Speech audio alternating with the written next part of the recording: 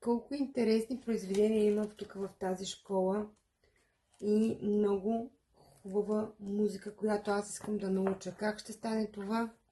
Това ще стане, мили приятели, само с упражнения. Ако упражнявате редовно дясната и лявата ръка на пианото, ще се научите да свирите. А как? Може да ми задавате въпроси, аз ще ви отговарям. Първо, трябва да започнете с гама.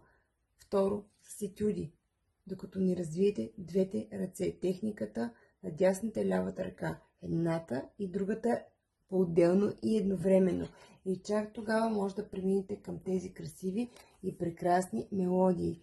За целта може да запишете уроци по пиано или да се учите сам от къщи с видеа. Аз имам онлайн уроци, които могат да ви помогнат. Така че, ако искате да научите малко повече, запишете се. Очаквам ви!